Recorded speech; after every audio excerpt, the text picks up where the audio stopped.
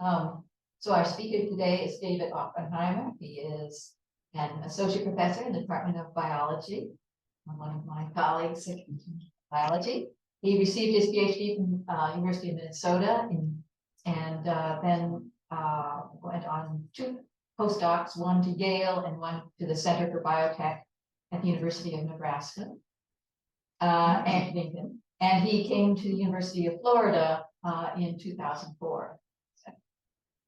So David teaches plant cell biology and introductory biology, and he's generally regarded as an outstanding instructor by his students. Read great. Now that I'm retired, I read great your professor. I've never read it before. He's working. He told me that he was also in setting up a new course, or has a new course on cancer biology. It's also very.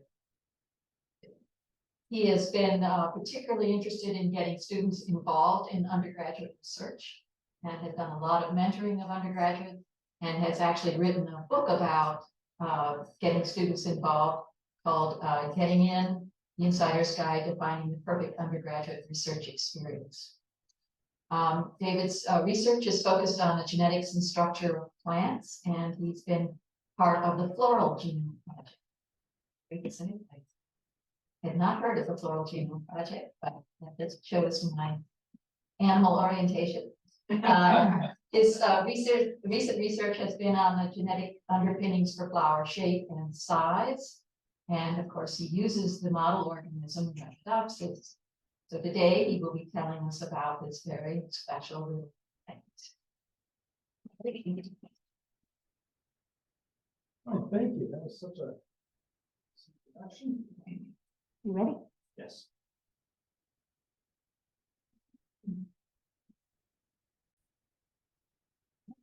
All right, and so here's my favorite plant in the world, Arabidopsis thaliana, which is one of the best plant model organisms. So quite a bit about that today. Its common name is known as Thale cress, but also mouse ear cress, which is my favorite common name for it in eucalyptus. You can see the little rounded leaves, and they're a little bit fuzzy because they have these little hairs on them, so that's reminiscent of mouse ears. I think are cute, so I like that name better. Okay, so what I'm going to talk about today is give you just a brief history of Arabidopsis as it's been used in research. I'll tell you a little bit about some of the key people that helped promote Arabidopsis as a model. That's important because without getting the scientific community behind it, it's really difficult to get a model system to take off because you need other people to be publishing in it so that the funding agencies decide to work on or to fund it, and that helps provide tools that other people can use and so on and so forth. So if you don't have at least somewhat of a community behind you, you can have the world's best model system and it'll just die on the vine essentially. Okay.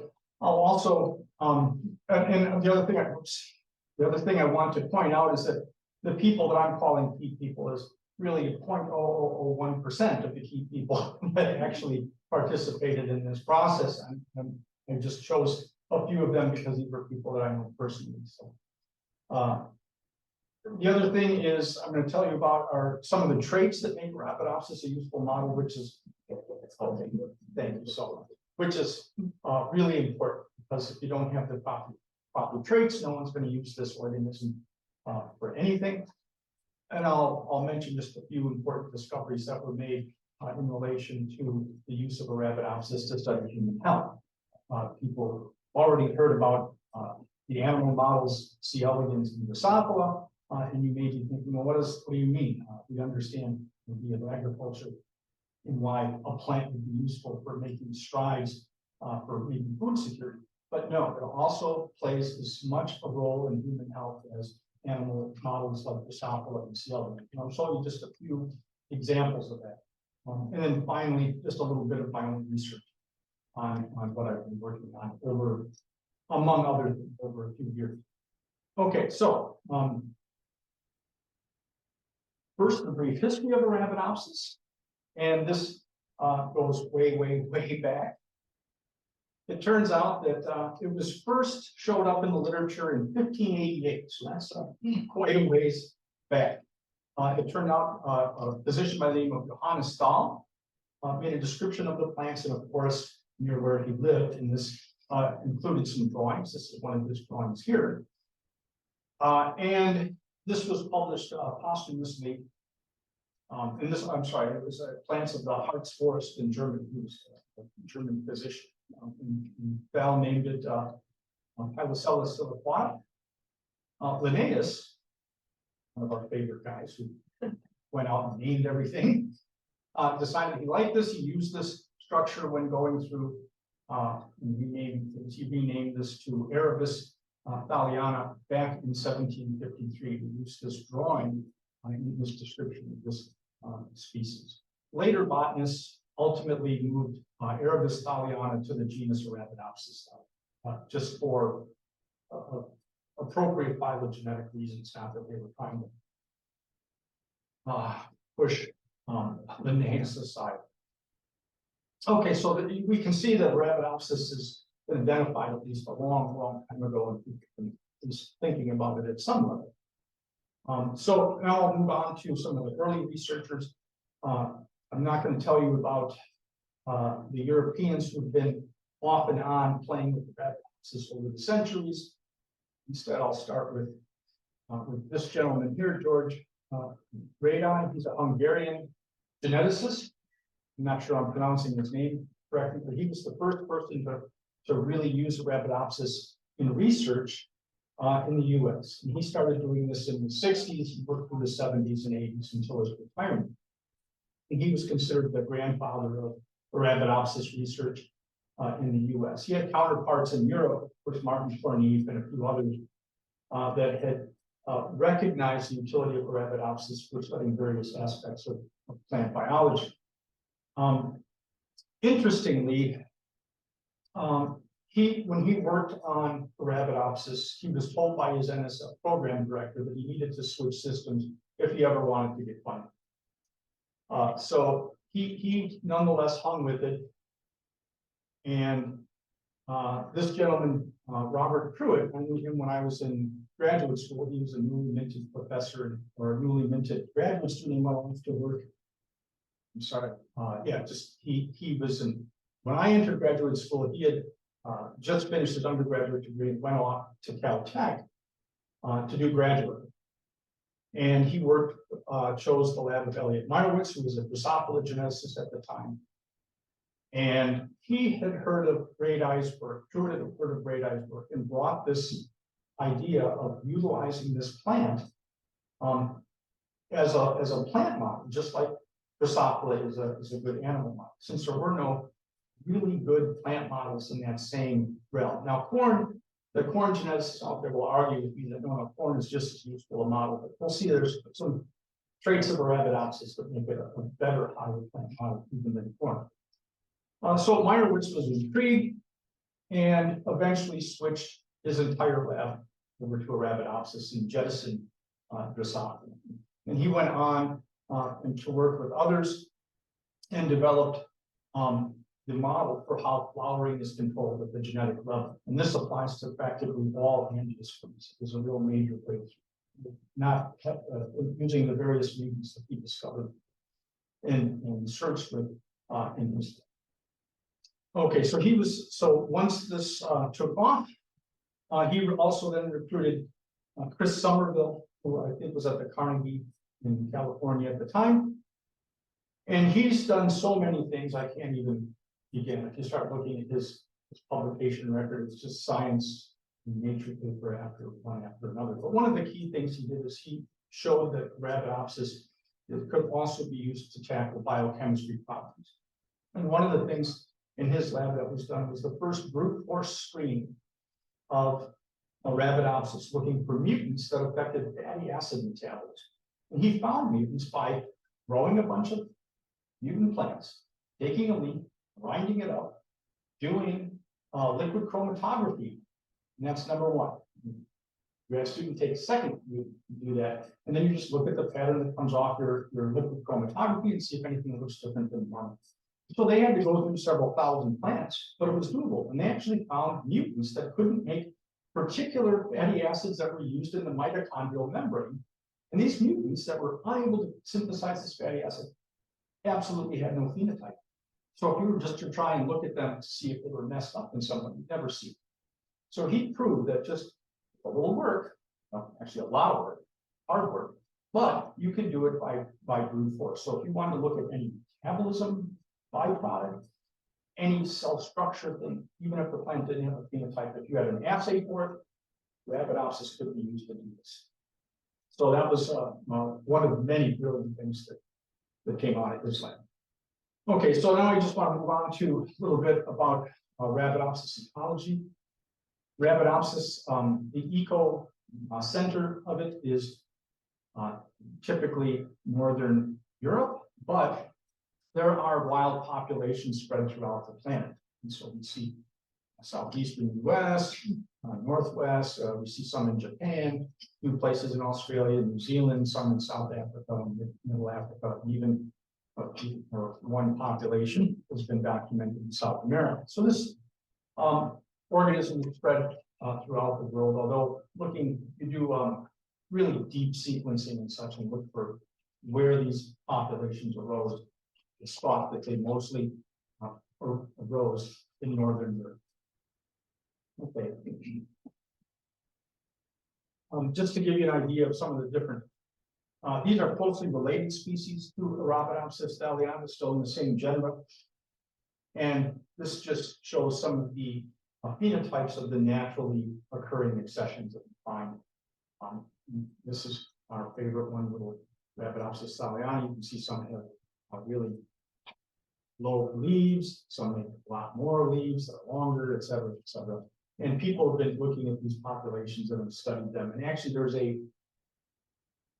think I'll get to this a little bit later, but there's a project that's centered in Europe right now called the 1001 Genes, where they are sequencing 1001 genomes of all of these Arabidopsis successions to look at natural variability.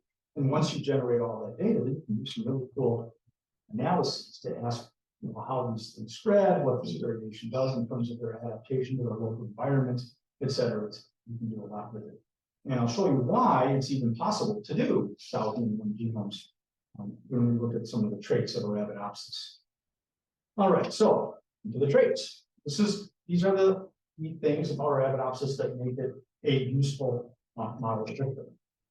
The first is it has a small gene. Robert Pruitt, one of the first things he did when he got to LHS, this was back in the early 80s, okay, early to mid 80s. Molecular cloning had been discovered. People were doing it, but it wasn't as trivial as it is these days, okay? And so one of the things that really mattered was how big the genome was, because that dictated how many molecular manipulations you needed to do to find a piece of DNA that you were interested in. And so if your genome is big, you can only hold pieces, this big, you need plasmid. Well, if you have something really big, you need more plasmids to do that. So turns out Arabidopsis, there are quite a few different ways of measuring DNA content and DNA complexity. Pruitt came up with a kind of a novel way of doing it. But here we see Arabidopsis in terms of how many base pairs, megabases we have compared to humans. It's about 20 times less than humans. And these other things just show a range of the different types of genome contents for various organisms. And one of the things I really want to point out is that Arabidopsis, in terms of the angiosperms, these are the higher plants that are related to like 90. I'm sorry? I can't hear you back. Oh, I'm sorry. I'll stay in front of them. It comes out, you can hold it. Oh, then.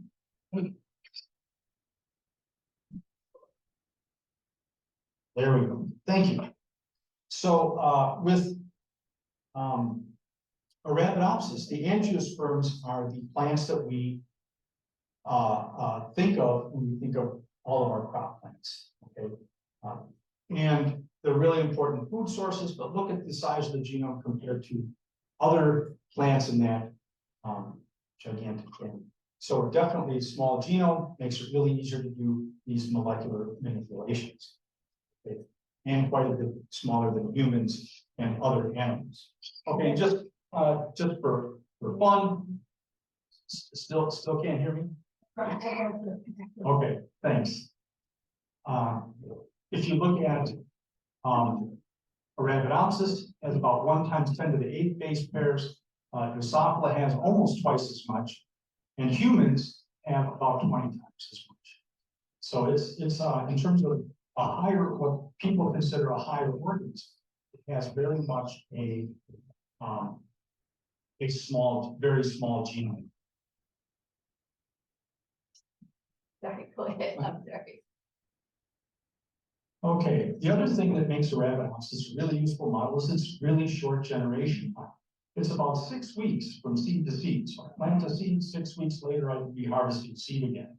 That's great. I get about 10 generations a year. Doing genetics with corn, where you have to do a cross, wait for progeny, let them self, do another cross, whatever, wait for progeny, and then maybe a few back crosses to clean up the genome. Every generation matters. Something like corn, you get 1 generation a year. So if you're a grad student, you want to isolate a new mutant and study, you're doing 6 years worth of work, and you haven't even begun your experiments. Now, if you're lucky, then you're kind of a rich lab, you can actually send your seeds to Hawaii and get a 2nd generation here when you're working on corn, but that's not necessarily trivial or easy to do for other people.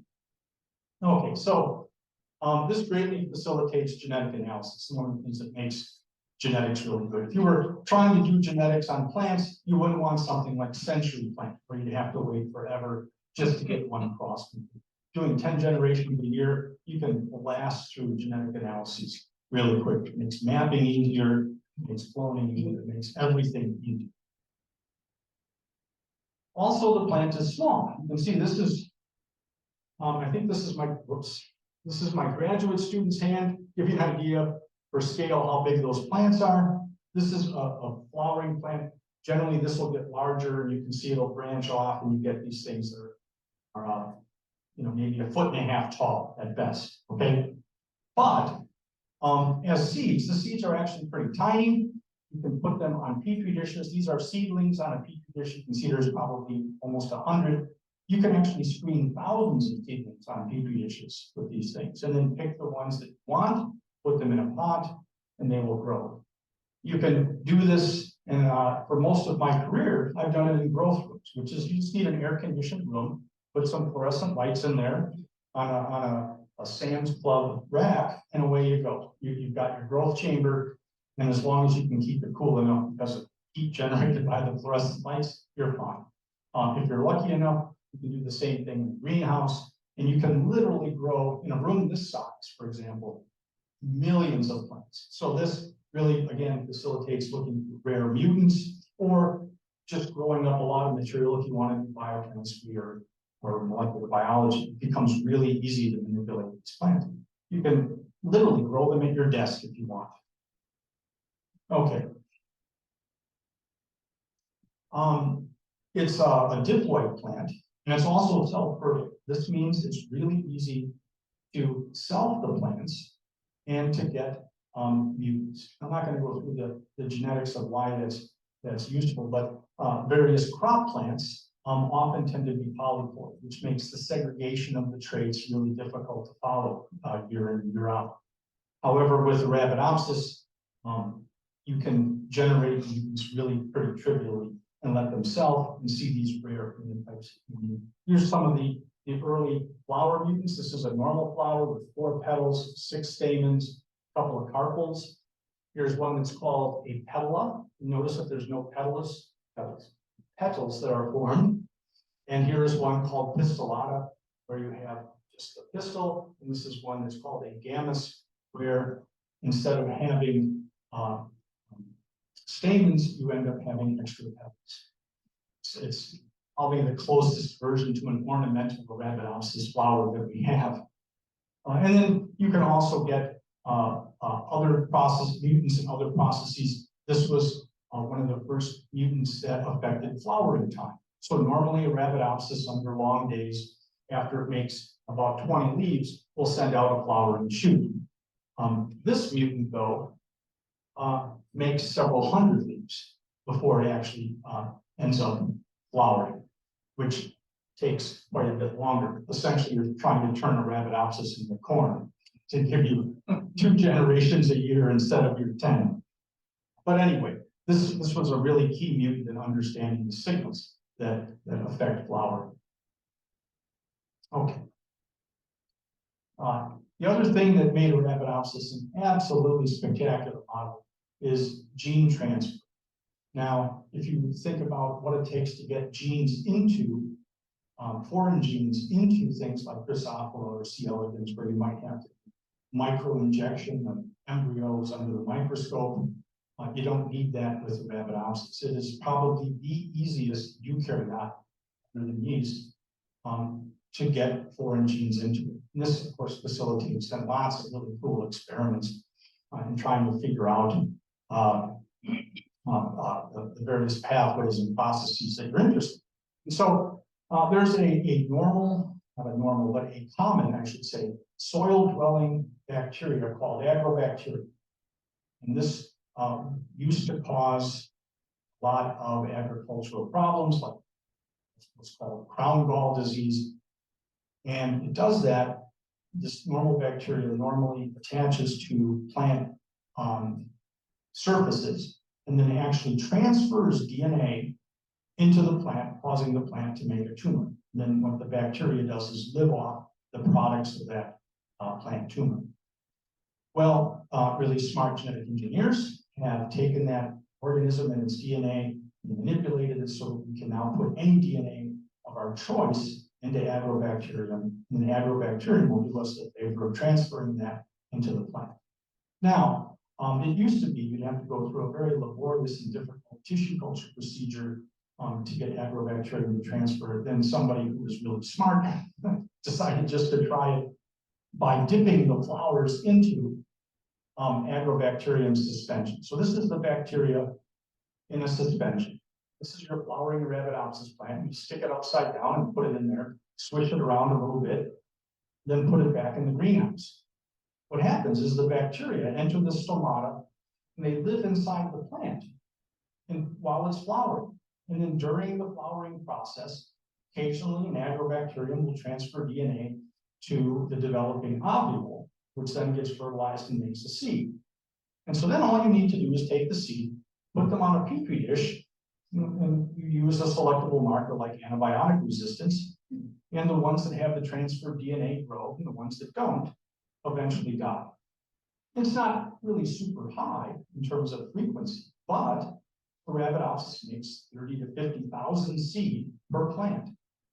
And so you can just grab some of those seed, put them on various petri dishes, and occasionally get 1 or 2 or 10 or 50 transformants. And it turns out each one of those transformants is novel or independent. So this leads to a lot of other really useful things. Oh, I'll get to that in a second.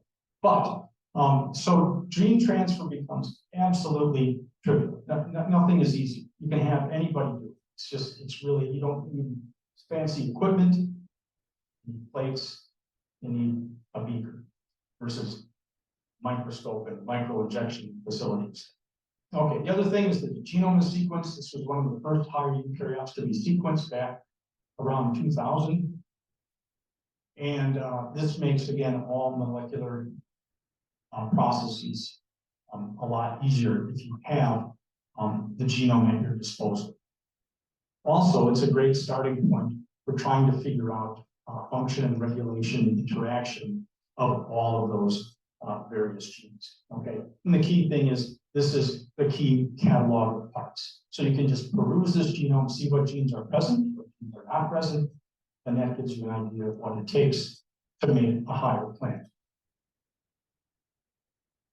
Also, this is what I was alluding to earlier, the gene knockout. So since gene transfer is so easy, you can make literally thousands and thousands of transformants. Okay, each transformant is a piece of DNA that's been inserted at random in the genome. Sometimes that piece of DNA lands in the middle of a gene and disrupts its function. So each individual transformer can grow that up in itself. 1/4 of the progeny will have no functional copies of the gene where this insertion is residing. And you can then ask what phenotype it is.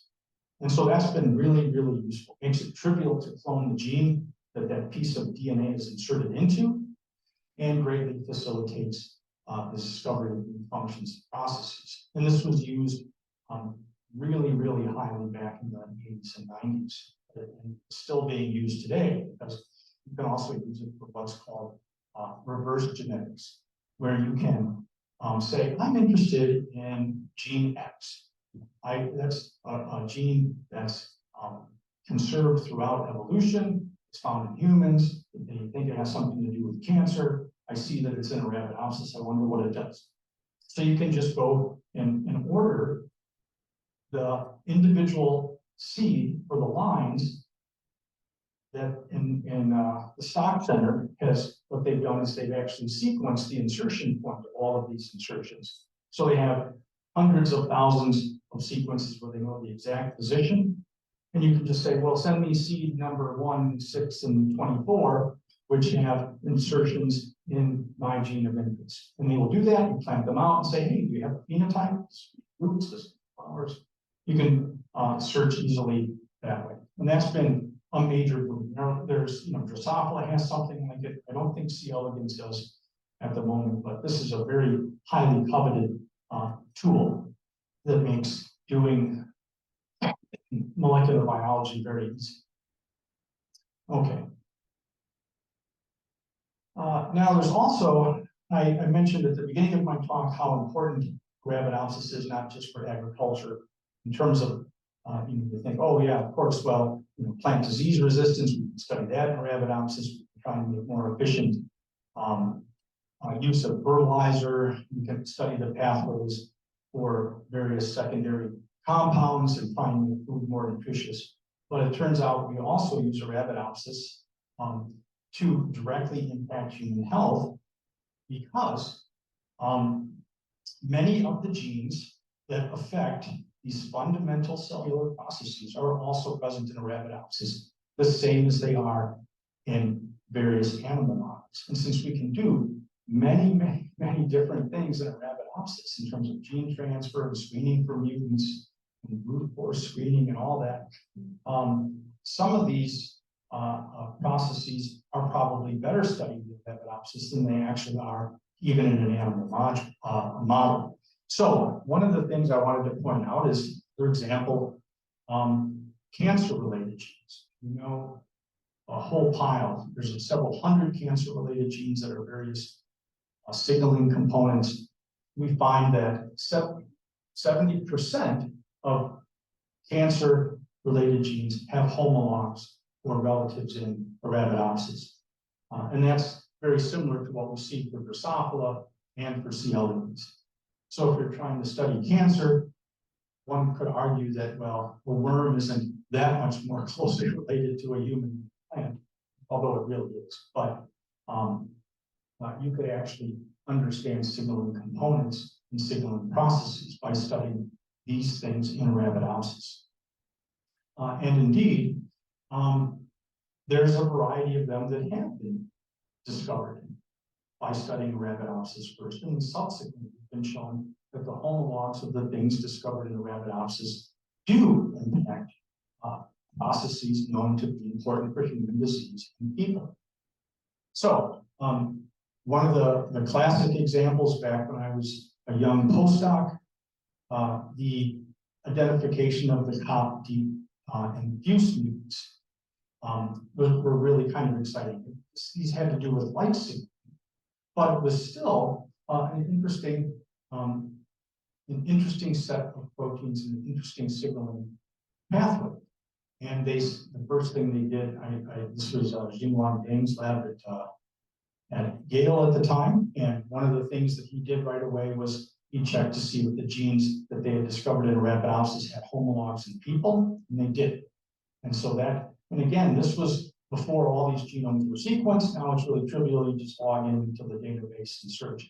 But back then, you had to do some hardcore experiments to actually determine that. Subsequently, when they looked at these things, they found that these informed our understanding of the regulation of one of the key genes that's involved in cancer, which is the p53 tumor suppressor gene. So these types of studies, just by doing basic research in these model organisms, they can still inform us about human health directly, even though it's a plant model.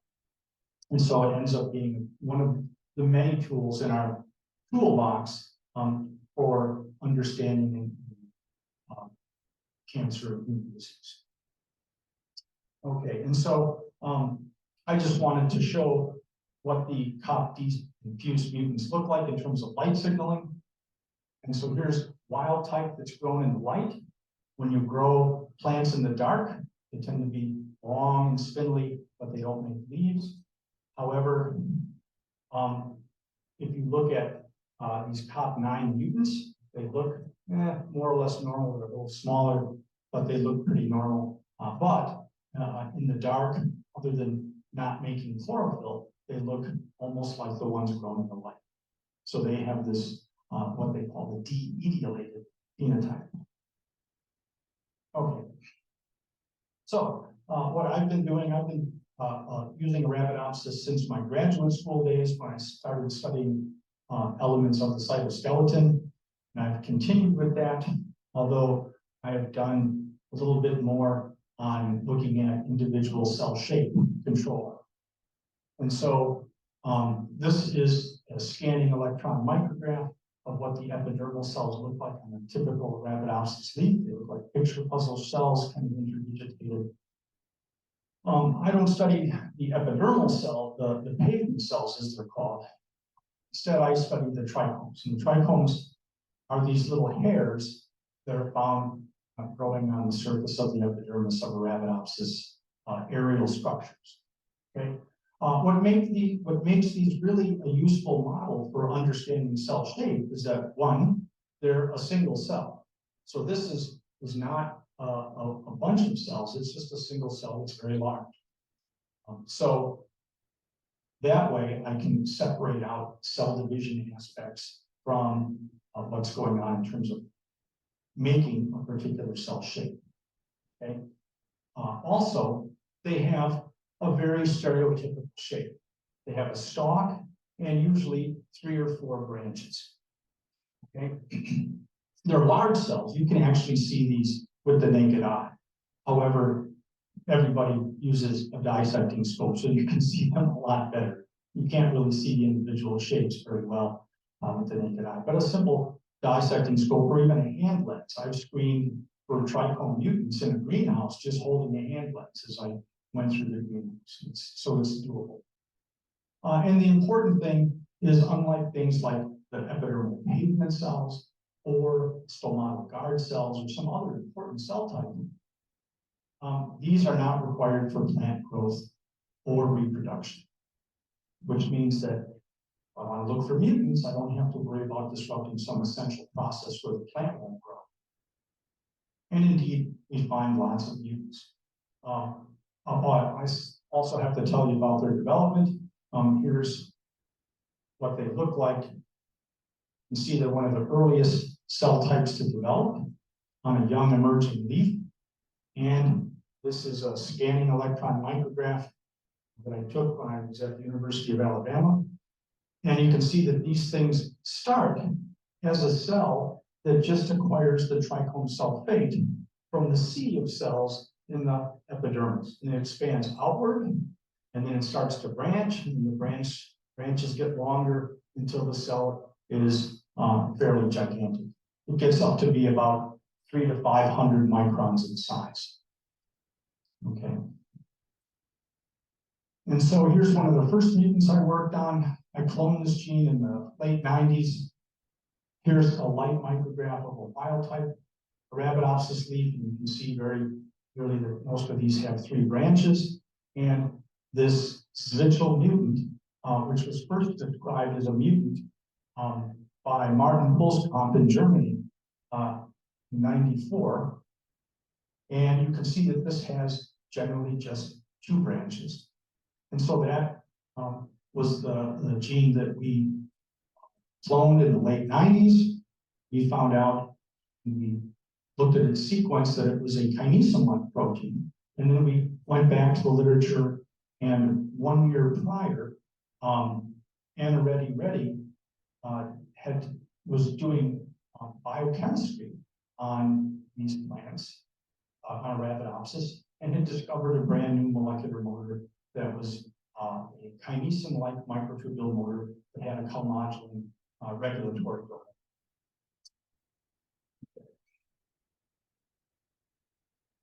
And that's all I have for you today. I am very happy to answer any questions.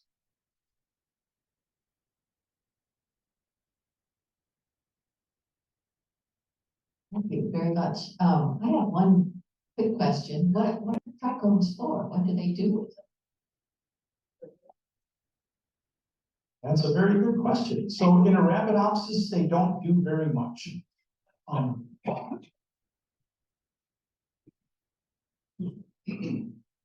However, they're thought to deter insect predation. So there are examples where people have studied wild populations of Arabidopsis growing in the wilderness, and they see that plants that naturally don't have these hairs have more insect predation on them than certain ones that do. Now, in other cases, trichomes in general, plant surface hairs in general, have lots of different functions. Some exude anti-predation compounds, some prevent the plant leaf from drying out because they make like a dead air space over the surface of the leaf so they don't have water stress. A whole bunch of different. But in Arabidopsis, there's very little information as to why, other than the insect predation, why they exist or don't exist. Now, interesting, members of the Brassicaceae have all kinds of wild, different trichome shapes and sizes and densities on leaves and everything. So they're clearly doing something, but we just haven't figured it all out yet. Any other questions? What advantage does it give you that these trichomes, which I guess are fairly visible at least, are a single cell? Why not just take any cell from the plant to work on? Hold on, better get that back. Yeah, mostly because from our genetic analysis, we know that disrupting these with various mutants doesn't affect the plant in any way. If you knock out things like stomatal guard cells, which are essential for plant breathing, you're not going to get much of a plant. And also, if there are plenty of cells, structures that are dispensable, but if they're made up of multiple cells, then when you have a mutant that affects that shape, you don't know if it's due to a cell division problem or if it's due to a cell shape problem. And so removing the cell division equation, which there's lots of things that control cell division, just makes our job simple. Every single mutant that we have that affects cell shape affects just cell shape, doesn't affect division. Matter of fact, the people who study trichome cell fate differentiation have shown that as soon as that cell figures out it's going to be a trichome, even before it starts to bulge out of the plane of the leaf, it stops the line. There's absolutely no division. What we can do, you hold the mic, and then Mr. Lowenthal, ask your question, then if you don't mind just repeating it briefly for the people at home. Go ahead. First, a comment, Arabidopsis doesn't do very much, you're correct, it does it quickly. Yes. Question is, how do you, the technique of modifying the genes by tipping it in bacteria, how does that compare different from CRISPR? So the question is, how does transferring genes using the floral dip method differ from CRISPR? CRISPR, to get that to work, you would need to put in a variety of you would need to put in key proteins that are involved in editing the DNA. But you could use the floral dip method to get those proteins in, and people have done it. People have done gene editing in Arabidopsis, just utilizing the floral dip method. The key thing about the floral dip method is just a way to get DNA into those plant cells that you can then have in the next generation. Which would you prefer? Oh, I love the floral dip. We've made literally tens of thousands of mutants or transformants using that procedure, and it is really easy and quick and fast. Other questions? Does the trichome, being a single cell, does it carry all of the genetic information in it as well?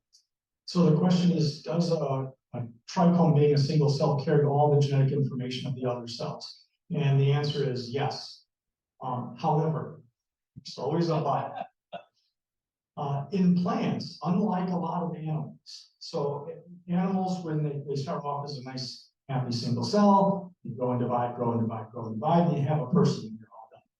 Most of the cells in people are still different. Okay, so if I take a skin cell and compare it with a nerve cell, it's going to have pretty much the exact same DNA. Now there's exceptions, of course, red blood cells lose their nucleus, so they don't have any DNA. In plants often do weird things.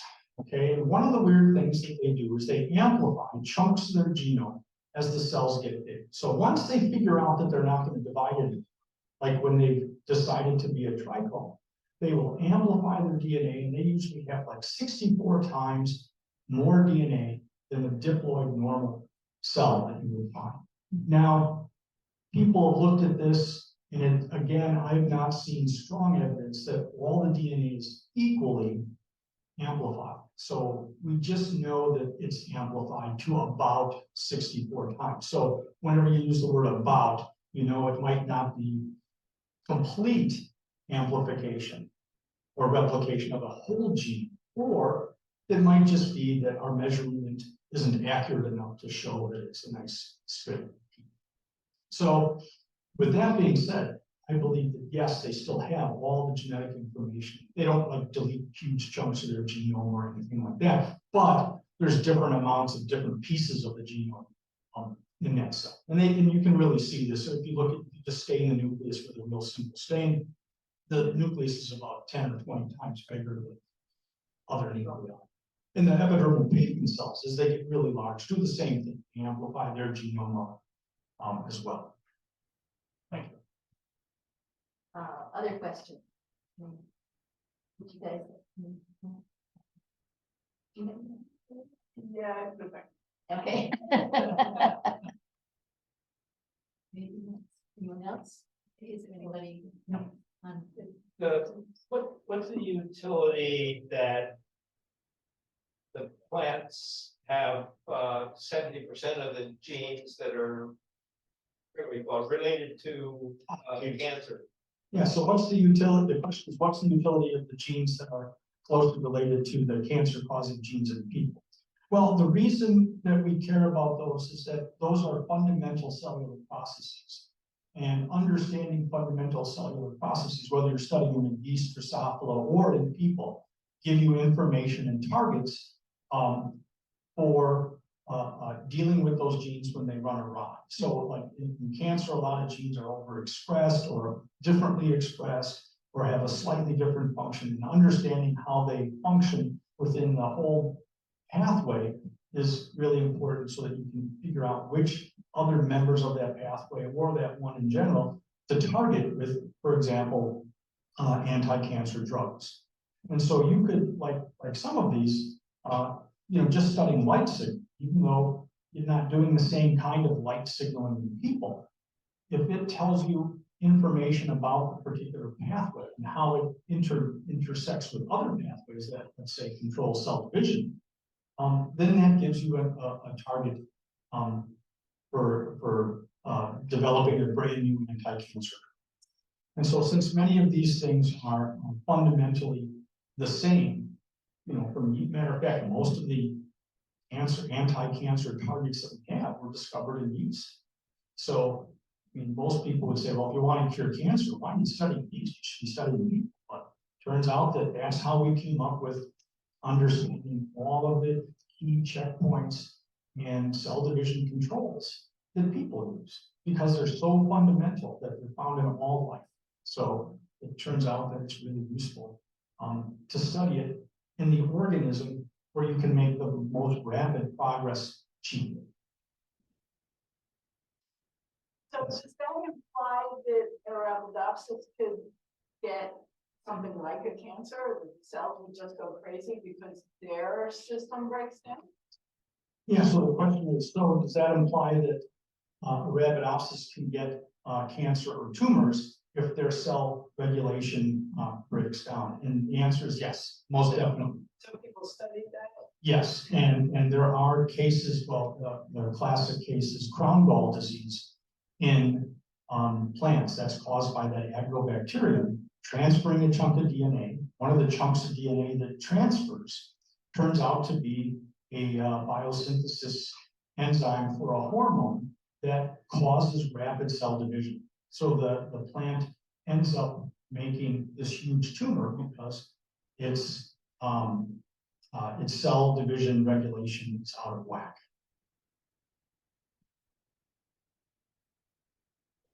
Right. Wow. Very, very interesting. You have a lot to do. Yes. Thank you so much.